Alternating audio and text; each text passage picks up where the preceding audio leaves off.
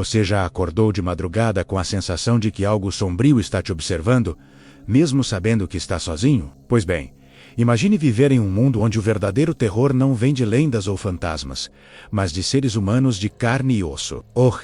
Você vai conhecer uma das histórias mais bizarras e perturbadoras da criminologia moderna. A vida e os crimes de Albert Fish, o homem que ficou conhecido como o lobisomem de Wysteria e o vampiro do Brooklyn. Prepare-se, porque essa narrativa não é apenas sobre crimes hediondos, mas sobre como a mente humana pode descer a níveis inimagináveis de perversão. Fique comigo até o final, porque cada detalhe é mais assustador que o anterior. Infância marcada pelo horror.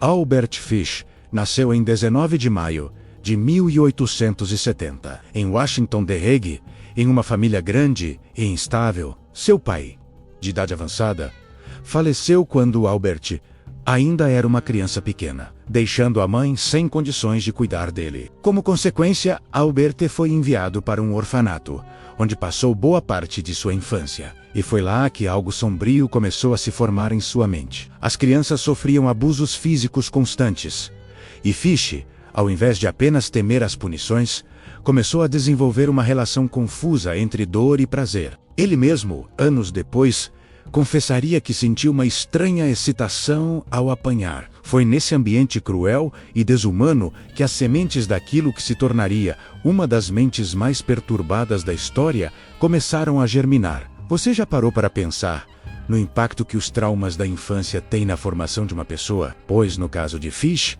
esse impacto foi devastador.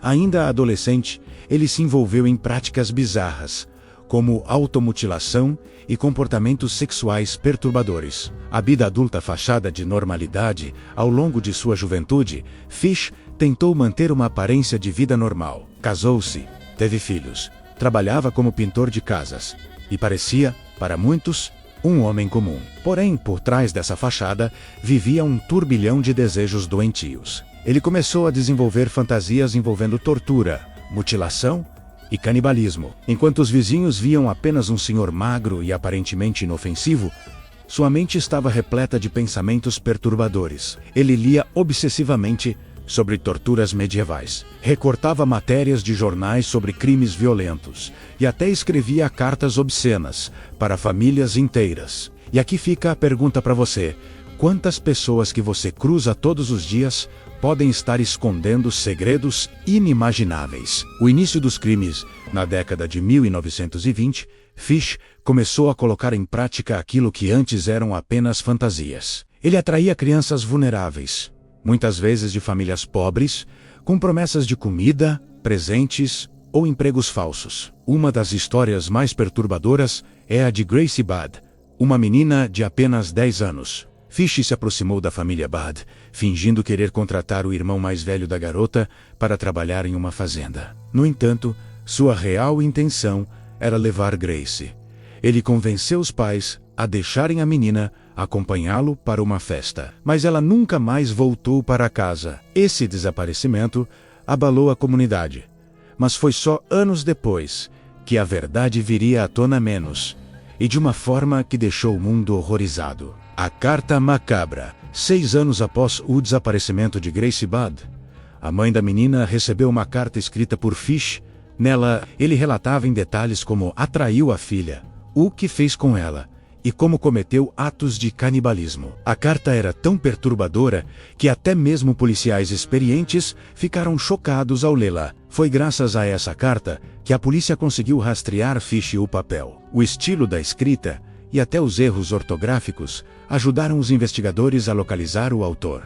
Quando finalmente foi preso, a polícia encontrou provas que confirmavam parte do que ele havia descrito. Imagina o desespero dessa mãe ao ler uma carta tão monstruosa. Você teria coragem de continuar a leitura? Ou preferiria nunca saber a verdade? Descobertas perturbadoras durante as investigações. Ficou claro que Gracie não havia sido a única vítima de Fish.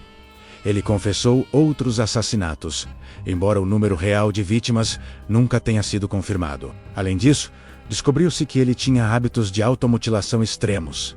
Inseria agulhas em seu corpo, principalmente na região pélvica, algo que radiografias posteriores comprovaram. As autoridades também encontraram evidências de que Fish costumava cozinhar e comer partes de suas vítimas. Para muitos, o nível de bizarrice de seus atos ultrapassava qualquer lógica ou compreensão. A mente de Albert Fish. Psicólogos e psiquiatras que analisaram Fish descreveram-no como um caso de estudo único. Ele apresentava uma combinação de psicopatia, esquizofrenia e parafilia severas, incluindo sadomasoquismo, pedofilia e canibalismo. O que mais assustava os especialistas era o fato de Fish não demonstrar qualquer arrependimento. Pelo contrário, ele falava de seus crimes com naturalidade, como se fossem parte de sua rotina. Um dos médicos que o examinou afirmou que Fish era a personificação do mal. Mas será que o mal nasce com a pessoa?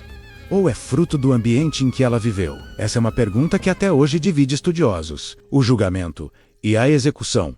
O julgamento de Albert Fish, em 1935, foi um dos mais comentados da época. Ele foi condenado à morte pelo assassinato de Gracie Budd. Durante o processo, suas confissões chocavam o júri, e até mesmo os advogados de defesa admitiam nunca ter visto algo tão bizarro. Em 16 de janeiro de 1936, Albert Fish foi executado na cadeira elétrica. Testemunhas disseram que ele encarou sua morte com calma, chegando a declarar que aquilo seria o clímax de sua vida. Até no momento final, ele parecia ver prazer no sofrimento. O impacto cultural. A história de Albert Fish inspirou livros, documentários e filmes de terror. Sua figura sombria influenciou até mesmo personagens icônicos do cinema. Assim como Ed Gein, o fato de um homem aparentemente comum esconder tamanha monstruosidade serve até hoje como alerta para a sociedade. Fish se tornou um dos nomes mais citados em estudos sobre serial killers, justamente porque seu caso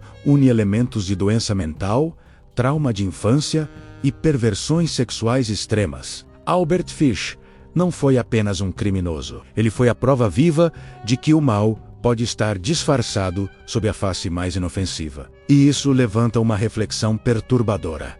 Quantos Albert Fish podem existir por aí, vivendo vidas aparentemente normais, até o momento em que decidem mostrar quem realmente são? Agora eu quero ouvir a sua opinião. Você acredita que Albert Fish nasceu com essa maldade dentro dele?